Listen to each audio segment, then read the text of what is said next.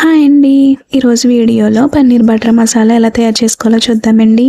దీనికోసం ముందుగా stove on చేసుకుని బాండీ పెట్టుకుని కొద్దిగా నెయ్యి వేసుకుని నెయ్యి బాగా హీట్ అయిన తర్వాత జీడిపప్పు వేసుకుని గోల్డెన్ కలర్ వచ్చేంత వరకు ఫ్రై చేసుకున్నాక తీసుకుని పక్కన పెట్టుకోవాలి.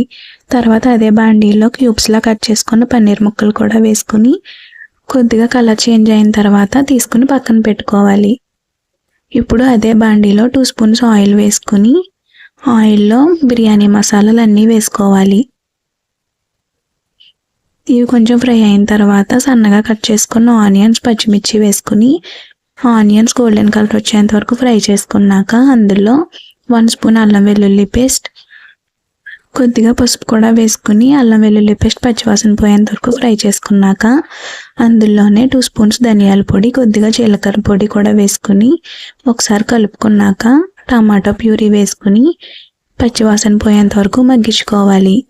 టమాటా ప్యూరీ బాగా ఉడికిన తర్వాత అందులో కొద్దిగా వాటర్ యాడ్ చేసుకుని కట్ చేసుకుని కొత్తిమీర కూడా వేసుకుని మన టేస్ట్కి సరిపడా ఉప్పు కారం యాడ్ చేసుకుని ఆయిల్ పైకి తేలేంత వరకు ఉడికించుకోవాలి. ఒక 10 మినిట్స్కి ఆయిల్ ఇలా పైకి వస్తుందండి. అప్పుడు కొద్దిగా గరం మసాలా వేసుకుని ఒకసారి కలుపుకున్న తర్వాత మనం ముందుగా ఫ్రై చేసుకున్న పన్నీర్ జీడిపప్పు కూడా వేసుకుని కొద్దిగా కసూరి మేతి క్రష్ చేసుకుని వేసుకుంటే టేస్ట్ బాగుంటుందండి. ఒక 10 మినిట్స్ గ్రేవీ దగ్గర పడిపోతుందండి. అప్పుడు మన పన్నీర్ బటర్ మసాలా రెడీ అవుతుంది. బిర్యానీలోకి రోటీలోకి ఎందులోకైనా బాగుంటుందండి. ఒకసారి ట్రై చేయండి. వీడియో నచ్చితే లైక్ చేసి మన ఛానల్ని సబ్స్క్రైబ్ చేసుకోండి.